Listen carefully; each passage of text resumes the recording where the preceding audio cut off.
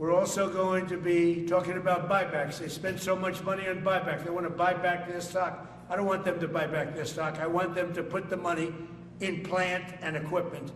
so they can build these planes fast, rapidly, like immediately. I mean, I have sold more planes than any president by far, times probably 20. So every time I go someplace, I sell 100 planes. That includes commercial planes, Boeings, etc., but it also includes fighter jets.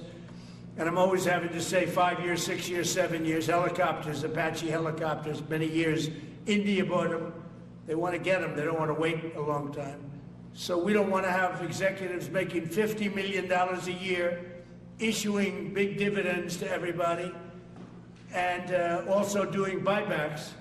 And then they say, well... So you just heard him say it with his own mouth, and I need you to understand the precise horror of what Donald Trump has just confessed. Because this is not some policy disagreement or a difference in priorities. This is an admission of something so fundamentally grotesque, so morally bankrupt, that it should stop you cold in your tracks. And understand we are living through a moment where the President of the United States stood before cameras and boasted about being history's most prolific arms dealer, while simultaneously demanding that weapons manufacturers stop enriching their shareholders, instead pour every available dollar into expanding production capacity so they can churn out helicopters and fighter jets and ships even faster to sell to countries around the world and wait because it gets worse. And here is where the moral vertigo really hits you, because Trump's complaint here is not that the defense industry is corrupt, or that we're fueling global conflict, or that American tax dollars are subsidizing a genocidal war machine. His complaint is that these companies are not efficient enough merchants of death. Defense contractors increased cash paid to shareholders in dividends and share repurchases by 73% between the 2000s and 2010s,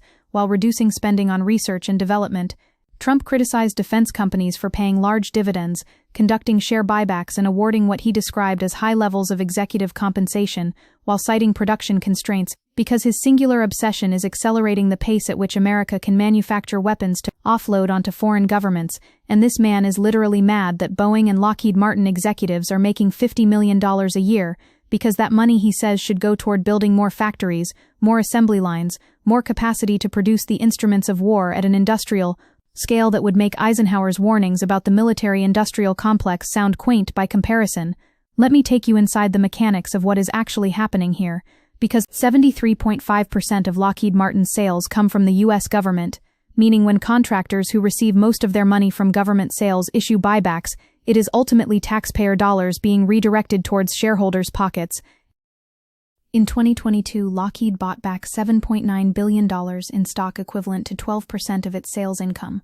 offering investors a record level of taxpayer-backed buybacks equivalent to the prior 4 years combined. So we are living in a system where your tax dollars flow to defense contractors, who then use that public money to inflate their stock prices and enrich wealthy shareholders through a financial engineering scheme that used to be illegal until Reagan-era deregulation unleashed this casino capitalism on steroids. And now Trump, the supposed populist, the man who claimed he would drain the swamp, is looking at this extractive cycle, and his only objection is that it is slowing down weapons production. Because here is the bombshell you need to internalize, and this is where it gets absolutely critical to understand the ideological framework we are operating within. Trump is describing a world where he routinely sells 100 planes at a time to countries like India. We announced he will increase military sales to India by many billions of dollars, including paving the way to ultimately provide India with F-35 stealth fighters. His administration signed what he called the largest defense cooperation deal in U.S. history, with Saudi Arabia expanding U.S. defense industry participation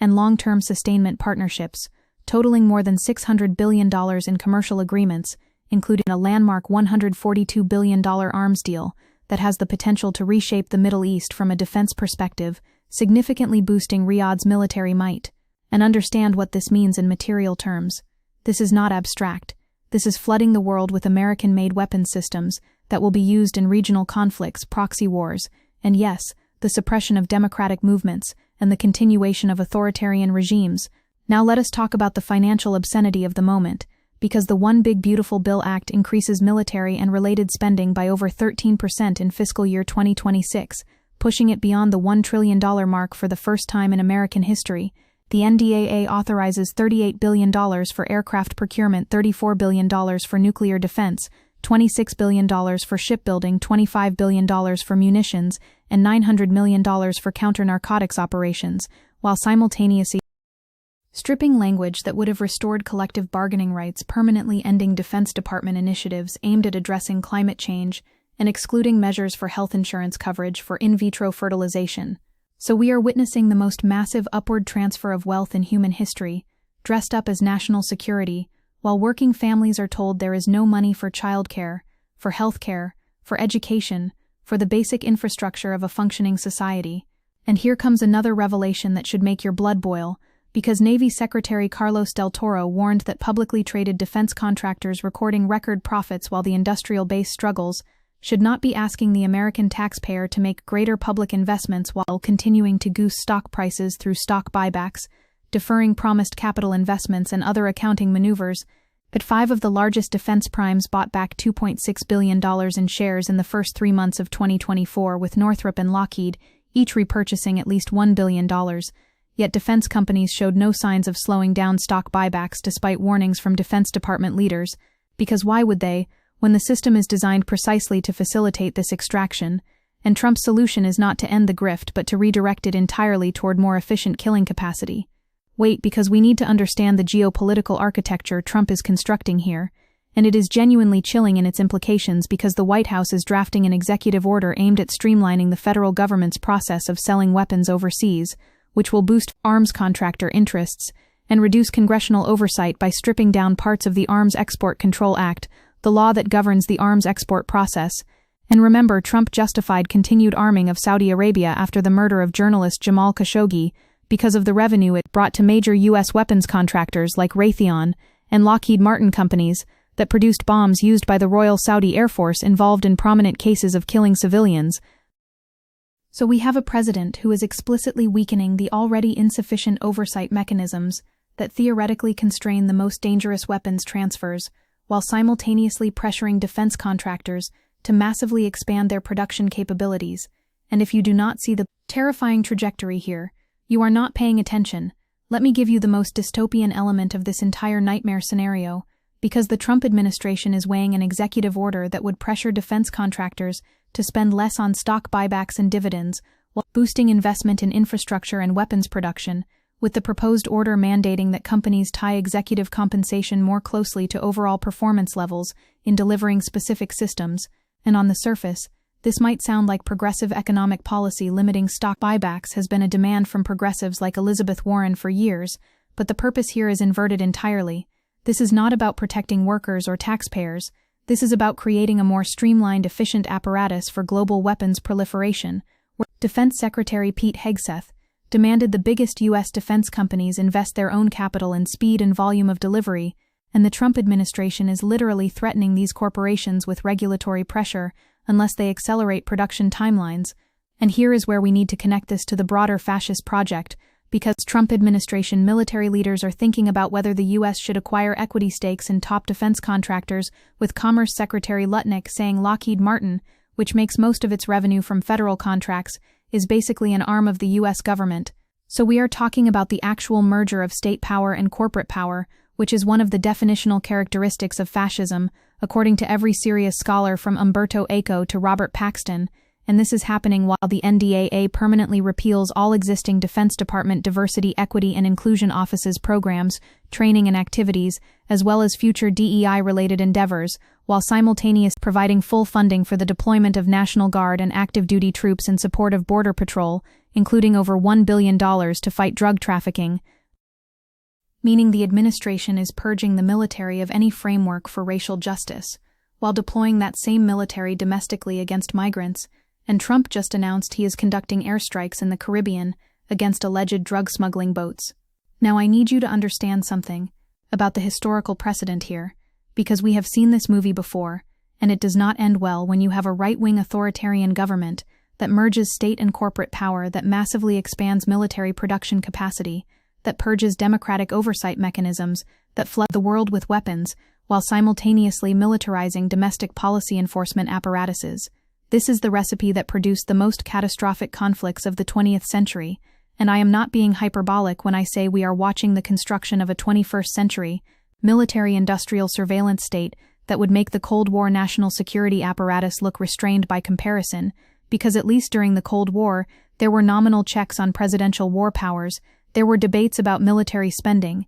there was some semblance of congressional oversight, and now a Democrat-led resolution requiring explicit congressional approval for U.S. military action in Venezuela was voted down while lawmakers warned that Trump's strikes risk sliding into an undeclared war, and the entire institutional framework for restraining executive military power has been systematically dismantled. Let me take you deeper into the economic reality, because this is not just about weapons, this is about the fundamental allocation of societal resources. The One Big Beautiful Bill Act increases defense spending to over $1 trillion for the first time in U.S. history, while massive cuts are made to federal programs, and meanwhile, the Pentagon has failed its audit, is nowhere close to passing, despite needing more resources, and most recent defense comptrollers have admitted they are not close. So we cannot even account for how the Pentagon spends the money it already has. Yet we are adding hundreds of billions more while telling Americans there is no money for Social Security, for Medicare, for student debt relief, for the basic social safety net. And this is not an accident. This is the deliberate construction of a political economy where all surplus value flows upward to defense contractors, to wealthy shareholders, to the military apparatus, while working people are told to accept austerity as the natural order of things. And wait, because here is something that should radicalize every single person watching this, because Senator Elizabeth Warren and Representative Chris Deluzio sent a letter to Treasury Secretary Bessent asking whether he stands by his comments about limiting defense contractor stock buybacks, saying Americans deserve a defense industry that prioritizes innovation and competition to help the U.S. military protect Americans rather than one focused on shoveling more money out the door for shareholders and executives, and they look forward to a potential partnership with the Trump administration on the issue, meaning there is actually bipartisan recognition that this system is broken, that defense contractors are looting the public treasury, yet nothing changes because the structural incentives are too powerful, the campaign finance system is too corrupt, the revolving door between Pentagon and industry is too entrenched, and so we get performative hearings and strongly worded letters while Trump has already spoken with Boeing CEO about Air Force One and is highly likely to once again try to make his mark on programs putting pressure on defense contractors to highlight his deal-making skills to the American taxpayer, treating the Pentagon budget like his personal slush fund for vanity projects. Let us talk about what this means for global stability, because Trump is boasting about having sold more planes than any president by far, times probably 20, and he describes going to countries and selling 100 box planes at a time. And think about what this means materially. These are not consumer goods. These are weapons systems that will be deployed in conflict zones, in contested regions, in countries with authoritarian governments, and foreign military sales values were more than $100 billion in fiscal year 2024, with a staggering $845 billion in open cases, while more than $200 billion in authorizations were made via direct commercial sales. All signs point to a return to relatively unrestrained arms sales, with even less concern for human rights. So we are flooding the planet with American weapons while Trump simultaneously demands that manufacturers scale up production even further. And if you are wondering why there are endless wars, why regional conflicts never seem to resolve, why military tensions keep escalating, this is why, because the United States has constructed an economic system that requires perpetual conflict to sustain itself. And here is the part that should keep you up at night, because all of this is happening while democratic guardrails are being systematically dismantled. Congress approved nearly $25 billion for Golden Dome for America without meaningful debate, much less bipartisan support, meaning lawmakers who voted for the law are unaccountable to broad swaths of U.S. taxpayers. And if Congress continues to set the military budget through reconciliation, congressional and public capacity to hold the government accountable for Pentagon waste will deteriorate, so the traditional appropriations process, which at least theoretically involves hearings, debates, amendments, public scrutiny, is being bypassed in favor of ramming through trillion-dollar military spending packages with minimal oversight, and this is precisely how democracies collapse, not through dramatic coups, but through the gradual erosion of institutional checks until executive power becomes effectively absolute. Now let me connect this to the class war dimension, because approximately $109 billion of payments to defense contractors will go to owners and shareholders in dividends and share buybacks, rather than funding actual military spending, and while this is only a minute fraction of the $13 trillion in assets currently held by the top 10% of wealth holders, this is just one pathway and 1 year. While wealth accumulates across generations and dynasties, so we are witnessing what sociologist Peter Turchin calls a wealth pump. systematically transferring resources from the commons to the wealthy through the mechanism of militarized state spending, and this is not incidental to Trumpism. This is Trumpism, a kleptocratic authoritarian regime that uses the rhetoric of nationalism and security to justify massive upward redistribution while scapegoating immigrants and minorities for the immiseration of working people. Because think about what Trump is actually saying in this clip. He is not critiquing the military-industrial complex. He is mad that it is not industrial enough. He wants these companies to build more plants, hire more workers, expand more capacity, so they can produce weapons faster. And on one level you might think, well, at least that is creating manufacturing jobs, but understand what kind of economy this constructs, an economy entirely dependent on weapons production, on military contracts, on the perpetuation of global conflict, where millions of workers have their livelihoods tied to the manufacture of instruments of death, and then become a political constituency that opposes any effort to scale back military spending, because it threatens their jobs, and this is the most insidious form of economic capture, where working people are turned into defenders of the very system that is destroying global prospects for peace and stability. And let me give you one more element that ties this all together, because Commerce Secretary Lutnick described Lockheed Martin, the world's largest defense contractor by revenue, as basically an arm of the U.S. government, while competitors for multi-billion-dollar contracts could become part-owned by the U.S. government, meaning we are moving toward a system where there is no meaningful distinction between state power and corporate power, where the Pentagon and defense contractors are functionally merged into a single apparatus, and the profit motive and the security motive become completely intertwined, and this is happening while Trump is instructing Defense Secretary Hegseth and Secretary of State Rubio to identify top priority ally nations and the most strategically important weapons and systems for faster delivery, while directing officials to submit a plan that makes exportability a requirement earlier in the acquisition cycle and consolidates the sales approval process, so weapons exports are being hardwired into the acquisition process from the beginning, meaning we will be designing and building weapons systems specifically for maximum global proliferation.